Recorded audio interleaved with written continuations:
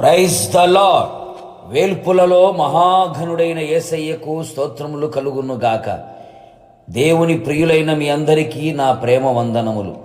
ఈ దినపు యేసయ్య జీవపు మాట 15వ కీర్తన 4వ చరణం. అతడు ప్రమాణము చేయగా నష్టము కలిగినను మాట తప్పడు.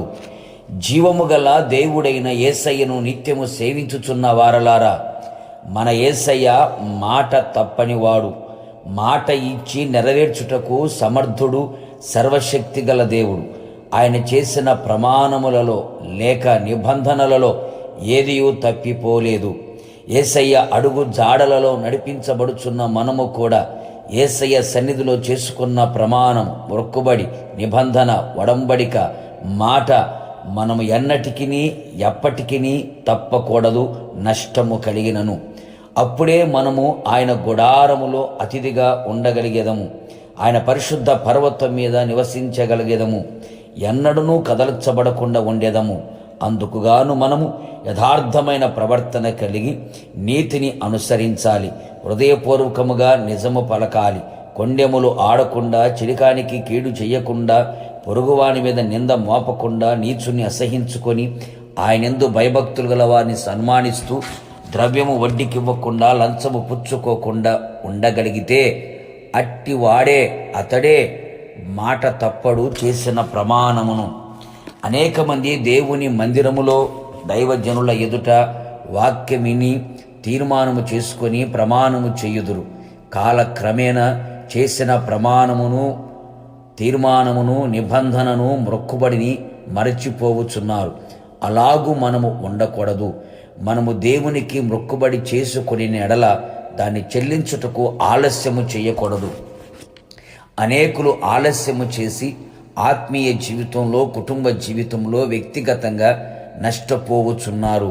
యాకోబు మొక్కుబడి చేసి దాన్ని నెరవేర్చుటకు 21 సంవత్సరములు పట్టింది.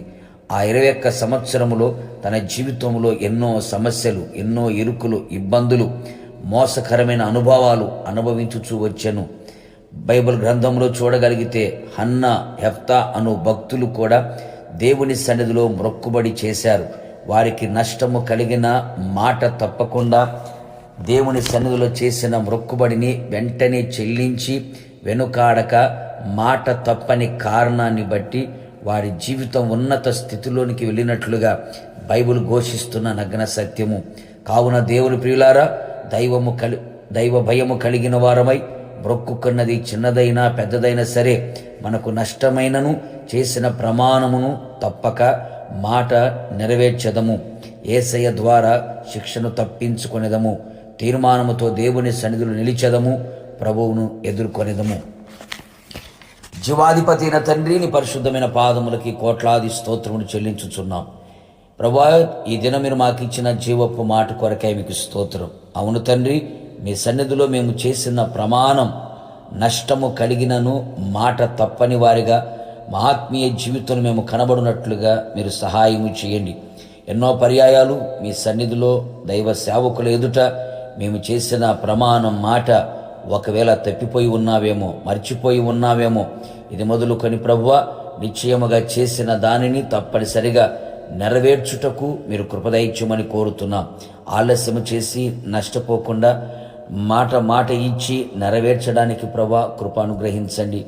అన్నవలే, ఎఫ్తావలే వెనకంజ వేయకుండా ప్రభా, వెనకాడకుండా నిశ్చయముగా ప్రమాణమును నెరవేర్చి మీ నామాన్ని గణపరచున్నట్లుగా మీరే కృప అనుగ్రహించి మమ్మల్ని మీరు ఆకడకు సిద్ధపరిచి మహిమ పొందమని యేసు నామములో అడుగుచున్నాను తండ్రి, ఆమేన్. నిశ్చయముగా మీరును మీ కుటుంబ సభ్యులందరూ చేసిన ప్రమాణమును నష్టము కలిగినను మాట తప్పకుండా ఉండెదరుగాక. God bless you.